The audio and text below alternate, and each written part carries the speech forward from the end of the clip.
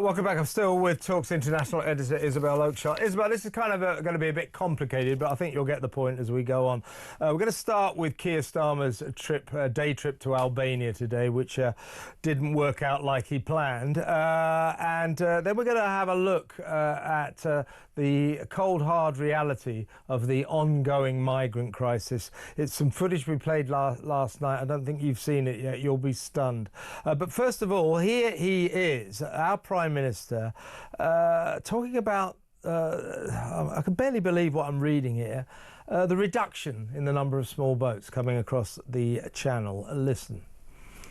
Progress together on reducing small boat numbers has been significant. You just went through the numbers again. That is over a relatively short period, quite an incredible reduction. And I think it's a signal and an example of what can be done when two countries work together in this way. I mean, we've worked together. The small boat reduction's that's just a lie. They're 40% up.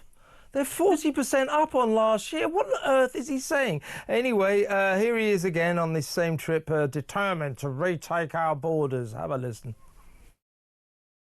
It is totally unacceptable that anybody is getting on a small boat and crossing the channel to the United Kingdom. The last government lost control of the borders. I'm determined that we'll retake control of the borders. That means that we've got to have a concerted effort to smash the gangs that are running this vile trade. We've carried out in the last few months many high-profile arrests across different parts of the world, working with partners like Iraq that haven't been possible in the past, seized a lot of assets, had returns agreement, maximum number of returns. But what we've done in our joint work with Albania is shown that by working with other countries, and this morning you saw law enforcement from Albania alongside law enforcement in the UK, we've driven down those numbers. I want to see more of that because I'm absolutely determined that we're going to clear up the mess that we've been left and make sure that we get the control that we need of our borders.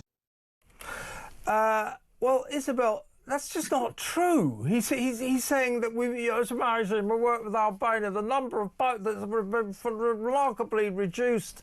They're 40% up. What on earth is he talking about? He twice said smash the gangs. Smash the gangs! I can't believe this is a guy that can't even smash an avocado. I mean, can't smash criminal gangs. So stop saying it, please. It's just not true. You've not been able to do any of it.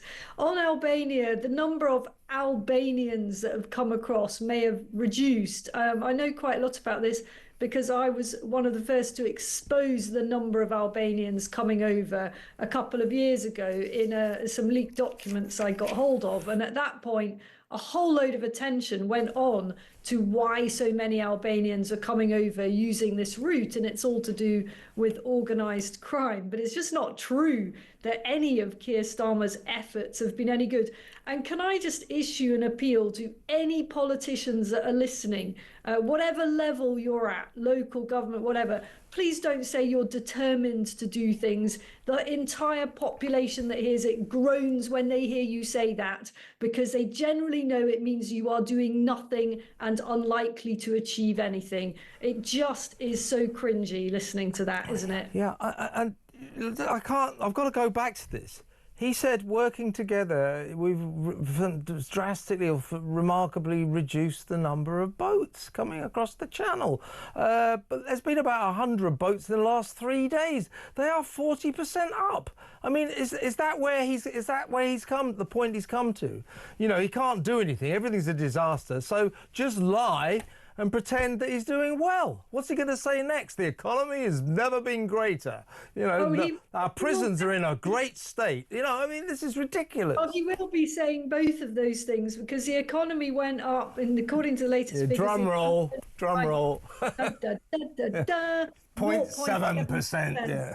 So yay to that. And also, haven't you heard, we're building 3 more prisons, maybe to accommodate more people that say hurty words on social media. Yeah, so that'll be our prison system sorted out as soon as they finish those new prisons in 10 years' time. Terrific. Right, Lau, have a look at this. This is I paid tribute to ITV. Good reporting this. 2 days ago. This is Tuesday morning on Dunkirk beach. Bearing in mind, we've just listened to our Prime Minister telling us what remarkable work he's done in reducing the number of boats. I still cannot get my head round the fact that he actually said that, but he did. Right, well, we'll just play these and you can make of them what you will. This is Dunkirk Beach on Tuesday morning. The reporter, good job he's done, is called Peter Smith. Here's the first picture. But this is not a getaway across the channel. It's here brazenly to pick up even more passengers. Do you have a life jacket for the children? No. No life jacket? No life jacket. Families wait as though this were a bus stop. Except here, the cries of frightened children pierce the dark. They are about to risk their young lives, and those much older are also scared, standing silently in this cold water.